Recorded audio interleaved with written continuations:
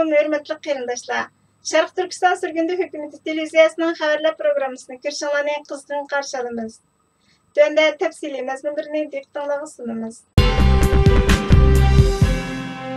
Breitbart xəbər kanalı Uyğur rəhbəri Amerika prezidenti Joe Biden'dan Xitayning irqiy qirg'inchiligiga qarshi harbiy harakat qo'llanishni talab qildi nomli bir xabar e'lon qilib, Şərq Türkistanning rəhbəri o'tgan hafta Washingtonda axborot e'lon qilib, Prezident Joe Biden'dan Şərq Türkistandagi irqiy qirg'inchilikni oxirlashtirish uchun harbiy harakat yurgizishni o'z ichiga olgan turli faoliyatlarni elib berishga chaqiriq qildi.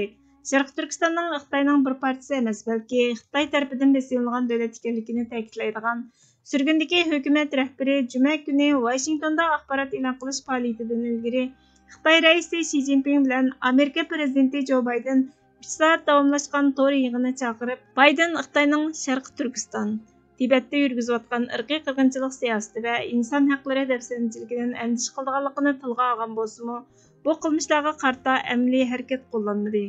Juma kundagi namoyishga qatnashgan irqiy qirg'inchilik shohidlari Gundupaylarning jazo lagerlariga qamalgan ma'sum insonlarga qanday vahshiy muomala qiladiganligini anglatdi.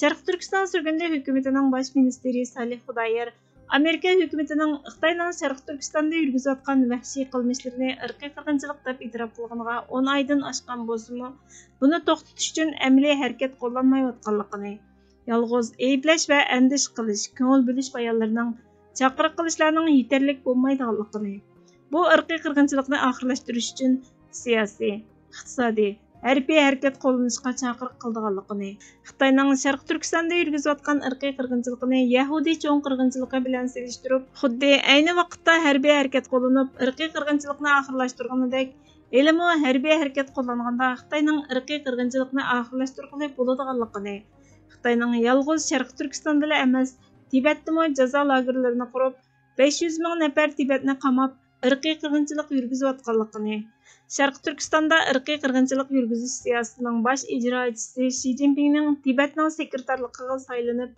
Tibet tili, madaniyati, dinini yo'qotish siyosatini ijro qilayotganligini, Xitoyning Hong Kongdagi irqiy qirg'inchiligi, Tayvanga tajovuz qilishi, Tayvanni ishg'ol qilishdan voz kechmaydiganligi, bir balvoq bir yo'l qurilishi orqali O'rta Osiyodagi davlatlarda harbiy baza qurib, ishg'ol qilishga urinayotganligini, Hitler 1936-yildagi Olimpik tantaribiya yig'inidan keyin irqiy qirg'inchilik yurgizishni qanday kengaytgan bo'lsa, Xitoyning 2022-yillik Olimpik tantaribiya musobaqasini o'tkazish salohiyatiga erishgan ahvolda irqiy qirg'inchilikni texnik keng doirada yurgizadiganligini, shunga Beijing qishliq Olimpik tantaribiya musobaqasini boykot qilishga chaqiriq qildiganligini, bo'libmi Bidenning buningga qat'iy qarshi turishni talab qildiganligini aytdi dedi. CBN xabar kanalimi bosh ministr Salih Xudoyer Xitoyning Şərq Türkistandagi irqiy qirg'inchiligini oxirlashtirish uchun Amerika hukumatidan Xitoyga qarshi harbiy harakat qo'llanishni talab qildi dedi. NBA tanarkatchilari va musobaqaga qatnashuvchilarning hayvonlarning haq-huquqini qo'g'dashda erkinligi bo'lsa-mu, Xitoyning Uyg'urlarga qarshi yurgizayotgan irqiy qirg'inchiligiga qarshi turishi cheklandi. NBA Xitoydagi bozordan foyda oladi. NBAning ba'zi tarafdorlari va rahbarlarining Xitoyning irqiy qirg'inchiligini ayblashi natijasida NBA 200 million dollardan ortiq ziyon tortdi. Bu sababdan Şərq Türkistan, Hong Kong va Tibetdagi zulmni tilga olishi cheklandi. Anas Qantar Şərq Türkistan, Tibet, Hong Kongdagi Xitoyning insoniyatga qarshi jinoyatini ayblaganlik uchun Boston Kings musobaqasini Xitoyning axborot kanallarida tarqatish cheklandi. Dushanba kuni Washington DC Capital One Arena'dagi musobaqadan Johnson Jones, bosh ministr Salih Xudoyer va qo'llovchilari chiqarib o'tildi. Bu asnoda Amerika prezidenti Joe Biden Xitoy raisi Xi Jinping bilan to'g'ri yig'inni chaqirib, Xi Jinping bilan ko'ni do'st ekanligini, hamkorlikni kuchaytirganligini bildirdi.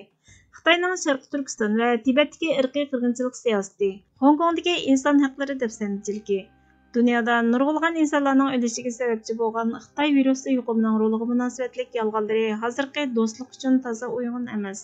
Xitoyning Şərq Türkistonni 1949-yili qonunsiz ishg'ol qilib olishiga ko'z yumib olish Xitoy hokimiyatining texnik kuchayishiga yo'l ochadi. Johnson Jonesning tashkiloti Uyg'ur va Tibet faoliyatchilarini musobaqa maydoniga boshlab kirib, bayroq va lozunka esish uchun uyg'un yerlarga o'rinlashtirdi.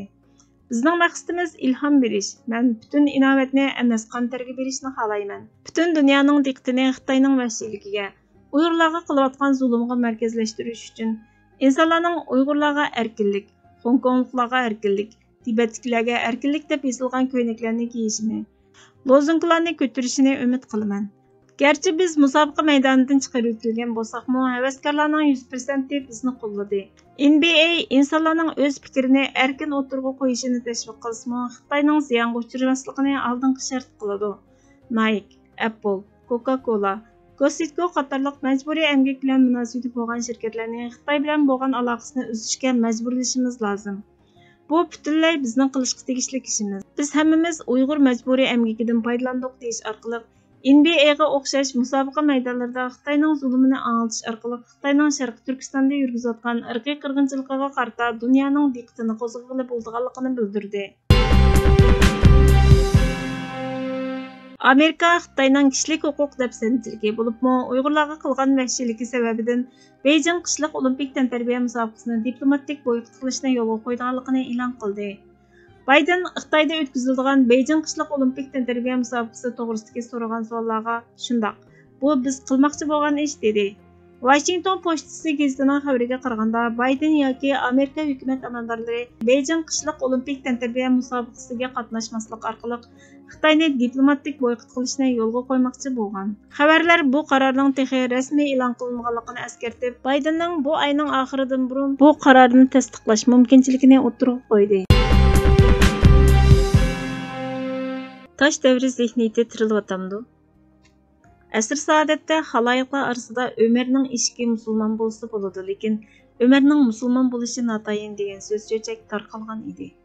Ammo buni deganlar uzoqqa bormay ideyasining xato bo'lganligini ko'rib yetishdi.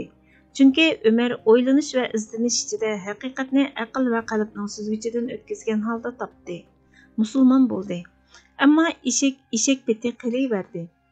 Bir gelini qirib turib, Uyg'urchasini tajvid bilan Emir raziyallohu anhu mundaq deydi deb vaz o'qib kelayotgan o'lima to'pini va uning ko'kilisini changilda tutib turayotgan bir turkum tijmal tiplarni din va iymonga yotlashgan to'plarga qaraganda isloh bo'lishi tez bo'ladi. Din o'qimaganlar haqni ko'rib turib, haqqa qaytmasimi bir gap. Lekin din o'qigan to'p cho'qim farqni namoyon qilib, haqni ko'rib yetadi. Bilmaganni izlanib bo'lsa-mu bilishga rag'batlanadi. Bilganlarini o'rtoqlashadi va bilganiga amal qilish majburiyatini cho'qim o'rindashga bel bog'laydi deb yaxshi o'yladik. Lekin ko'rdikki, Ömer Ömerlikini, eshaklikini davom qilaveradiganligidagi haqiqat kun sari namoyon bo'lyotidi. Indigenes masalasi shu qadar aniq va aniqligi yuchinsizlashgan bo'lishiga qaramay, mazkur tiplarning indigenes temasiga ko'z yumilishiga, masalaning hech bir milliy va siyosiy xatiri yo'qdek, go'yo bu hech qanday masala emasdek, masala qilib o'ltirg'idek temimi emasdek muomala qilishlariga, aksicha qarshisidagilarga yuklanib, dushman depiga usul o'ynash bilan ayblashlariga shohid bo'lib turmoqdamiz. Shohid bo'layotganlarimiz mazkur to'p va uni idora qilayotgan zihniyatning IQ darajasining indigenes kategoriyasi u yoqda tursin, tosh davri zihniyatidan muaddi, eski ko'takdan qattiq, balki Qur'ondagi haqni ko'rib turib ko'zini etib oladigan, haqni anglab turib quloq yopirib olishga yotgan, haqni bilib turib xubsallikini voyaga yetkazib, artistlik qilishdan yonmaydigan darajada chorpaylashgan majruh zihniyat ekanligini ma'lum qilib turibdi. Zihniyati tosh davrining odamlari saviyasiga tushib qolgan bundaq beqinda to'p uchun indigeneslik albatta masala emas. Chunki buni masala hisoblash ularning davrining ro'yiga xilof keladi. Bundaq bir zihniyat uchun indigeneslikni rad qilish va indigenesliklar kategoriyasiga tizilishga isyon qilishning o'zi albatta fitna. Zihnini behuda va mashg'ul qilish bo'lmay nima bo'lmoqchi edi? Tangrim, iymon sharbati kekirdikidan o'tmayotganlarni ko'rayotgan edik. Mana endi aqliga so'pi yevaganlarning millatga, o'lima nomiga dog' tekkizib, sarxillardek ko'ringaniga boqmay, borgancha ma'tullashayotganligini ko'rishga majbur bo'lyapmiz. Xayr, buni ko'rsatganing uchun to'g'risi yillardan biz uchun, vatanning istiqboli uchun tipirlayotidi deb bilganlarning amaliyotda xarakter va tutumda, haqqoniyatchilarning ilm va fikr ahlining qarshisida go'yo Ömer va eshki o'ttirsidagi farqdek osmon zamin farqligida farqlanib turayotganligini ko'rsatib qo'yayotganing uchun soz qilishga uchrab kelgan bu oq ko'ngil xalqni tabiiy shaklda saytib qo'yayotganing uchun alhamdulillah. Tilak shu, Parvardigorim, taqi turqimizni emas, qalbimizga aqlimizni qo'shib isloh qilib bergaysan. Burhan Muhammad. Hürmetli görürmenler, Xəbərlərimizni köngünün üçün köp rəhmət. Kelər qitimki proqramımız görüşkəcə Allah'a emanet bolğaysızlar.